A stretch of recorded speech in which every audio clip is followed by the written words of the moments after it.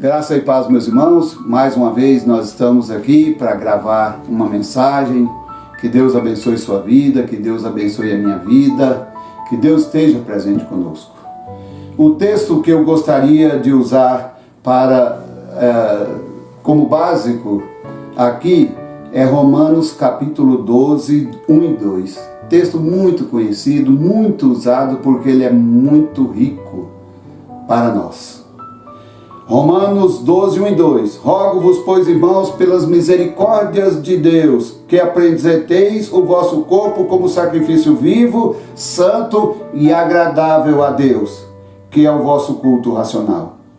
E não vos conformeis com este século, mas transformai-vos pela renovação da vossa mente, para que experimenteis qual seja a boa, agradável e perfeita vontade de Deus.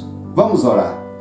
Senhor Deus, nosso Pai, nós te agradecemos, ó Pai, por mais uma oportunidade que o Senhor nos dá de estarmos aqui, ó Deus, para gravar uma palavra e que essa palavra, Senhor, seja de edificação para cada um de nós. Orienta-nos, ó Deus, abençoe-nos, dirija-nos. Que o Teu Santo Espírito, ó Deus, esteja agora falando ao meu coração e ao coração daquele que há de me assistir. Que o Senhor, ó Pai, assim nos abençoe. Que o Senhor nos oriente. Amém. No estudo passado, eu já antecipei que eu ia falar hoje sobre uma vida de santidade. Uma vida de santificação. Pode observar bem que eu não estou dizendo uma vida perfeita. Ninguém é perfeito senão Deus. Ninguém é perfeito. Todos nós temos as nossas falhas. Mas nós devemos proceder conforme Paulo, certa feita, ele diz assim, olha, uma coisa eu faço, esquecendo-me das coisas que para trás ficam. Eu prossigo para o alvo. Eu prossigo para o alvo. Para o prêmio da soberana vocação de Deus em Cristo Jesus. Meus irmãos, nós também estamos nessa caminhada. Somos pecadores. Paulo que dizia assim que eu prossigo para o prêmio, para ganhar um prêmio, ele chegou a afirmar que ele era o pior de todos os pecadores. Ele se considerava pior do que eu e do que você. Por isso, uma vida de humildade já faz grande efeito para uma vida de santificação, para uma vida de santidade diante de Deus. Nós devemos reconhecer, meus irmãos, que todos os nossos membros são instrumentos de Deus. Todos os nossos membros. A minha mão é instrumento de Deus. Os meus olhos é instrumento de Deus. A minha boca é instrumento de Deus. O meu ouvido, para saber o que eu devo ouvir, são instrumentos de Deus. Todos os nossos membros são instrumentos de Deus. Por isso a gente precisa ter cuidado com o que a gente faz da nossa vida, com o que a gente tem praticado, como se isso fosse ficar oculto diante de Deus. É o que eu falei na mensagem passada. Nossos membros são instrumentos de Deus. Se nós vermos na Bíblia, Romanos capítulo 6, versículos 12 e 13, nós veremos que Paulo, ele está dizendo assim, não reine, portanto, o pecado em vosso corpo mortal, de maneira que obedeçais às suas paixões. Nem ofereçais cada um os membros do seu corpo ao pecado, como instrumentos de iniquidade. São instrumentos de santidade, não instrumentos de iniquidade. Creiamos nisso, hein? É muito pesado isso para nós. Mas oferecei-vos a Deus como ressurretos dentre os mortos, e os vossos membros a Deus como instrumentos de justiça. Olha, meus irmãos, que palavra maravilhosa de Paulo. Ele fala assim, não useis os vossos membros como instrumentos de iniquidade. E quantos, meus irmãos, têm usado os seus membros para a iniquidade, para o pecado? E Paulo diz assim, não faça isso. Faça o contrário. Ele diz assim: oferecei-vos a Deus como ressurretos dentre os mortos, e os vossos membros a Deus como instrumentos de justiça. Por isso, meus irmãos, é grande a nossa responsabilidade. Então, creia isso. Nossos membros são instrumentos de Deus. Nossos corpos devem ser apresentados a Deus de forma santa, em santidade. Romanos capítulo 12, versículo 1, o texto que lemos diz: rogo-vos, pois, irmãos, pelas misericórdias de Deus. Ele está dizendo assim: irmãos, pelo amor de Deus, apresenteis o vosso corpo por sacrifício vivo, santo e agradável a Deus. Apresenteis o vosso corpo. Aqui está, no início, ele está falando de membros individuais, que são instrumentos de Deus. Aqui ele está falando todo o corpo deve ser apresentado como instrumentos de Deus, em santidade diante de Deus. Uma outra coisa que nós devemos destacar, que não são só os nossos membros, não só o nosso corpo todo, mas a nossa fala, a nossa conversa. Devemos ter cuidado, meus irmãos, porque ela também deve ser apresentada em santidade diante de Deus. No estudo passado eu falei que todo o espaço, Deus está presente em todos os lugares ao mesmo tempo.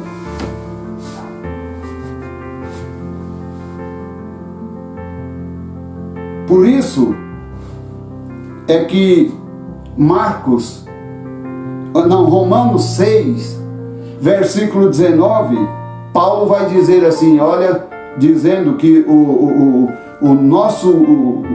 a nossa conversa precisa ser em santidade de vida. Ele diz assim, olha, não é Romanos 6 não, é 1 Pedro 1,15, estou meio enrolado aqui. 1 Pedro 1,15 diz assim: segundo é santo aquele que vos chamou. Ele está tratando de Deus que nos chamou. Ele diz: tornai-vos santos também vós mesmos em todo o vosso procedimento. Meus irmãos, a nossa conversa deve ser em santidade. Ele fala assim como: segundo é santo aquele que vos chamou, tornai-vos santos também vós mesmos em todo o vosso procedimento. Ainda a palavra de Pedro, na sua segunda carta, ele escreve a primeira carta aconselhando isso para os crentes. Na sua segunda carta, no capítulo 3, versículo 11, ele diz, quando Pedro estava falando a respeito da segunda vinda de Cristo, da volta de Cristo, ele está dizendo assim para aquelas pessoas: ele vem como ladrão, ele vem dessa forma, repentinamente. Então, ele diz assim, 2 Pedro 3, versículo 11: visto que todas essas coisas hão de ser assim desfeitas, deveis ser tais como os que vivem em santo procedimento e piedade, esperando e apressando a vinda do dia de Deus. Deveis ser tais como os que vivem em santo procedimento e piedade. Então, meus irmãos, a nossa conversa, ela está diante de Deus e Ele está vendo todas as coisas. O nosso falar deve ser apresentado diante de Deus. Por isso, meus irmãos, uma terceira coisa aqui, uma quarta coisa que nós devemos viver e permanecer em santidade, porque nós seremos apresentados diante de Deus em santidade. Já imaginou se Deus começasse a aceitar pessoas de qualquer forma, pessoas que não viveu uma vida de santidade? Deus conhece a nossa estrutura e sabe que somos pó, não há justo nenhum sequer, é o que a Bíblia diz. Mas, meus irmãos, Deus está vendo o meu esforço, o seu esforço para viver de forma que agrade a Deus, numa vida de santidade. Daí nós poderíamos dizer assim, olha que em Colossenses, Paulo aborda isso, capítulo 1, versículo 22. Paulo diz assim, olha, agora porém vos reconciliou no corpo da sua carne, mediante a sua morte, para apresentar-vos perante ele, santos, inculpáveis e irrepreensíveis. Meus irmãos, ele morreu para nos dar a oportunidade de salvação. Eu gosto muito do texto lá de 2 Pedro, capítulo 3, quando ele diz assim, olha, que não retarda o Senhor a sua promessa, como alguns a julgam demorada. Pelo contrário, Ele é longânimo para convosco, não querendo que ninguém se perca, mas que todos cheguem ao arrependimento. Nós seremos apresentados diante de Deus em santidade. Por isso, meus irmãos, tem uma responsabilidade para cada um de nós nesse sentido. Encerrando, Paulo ainda diz em 1 Tessalonicenses 3, versículo 13, ele fala assim, a fim de que seja o vosso coração confirmado em santidade, isento de culpa, na presença de nosso Deus e Pai, na vinda de nosso Senhor Jesus, com todos os seus santos. A fim de que seja o vosso coração confirmado em santidade. Confirmado em santidade. O pecado não pode atingir o céu. O pecado não pode estar no céu. Por isso, se eu quero ir para o céu, se você quer ir ao céu, nós devemos, meus irmãos, apresentar a Deus uma vida de santidade. Os nossos membros são santos diante de Deus. O nosso corpo é santo diante de Deus. Porque a nossa fala deve ser santa diante de Deus. Mesmo que não consigamos viver uma vida totalmente perfeita. Porque alguém pode dizer assim, pastor, mas se é assim, ninguém vai ser salvo.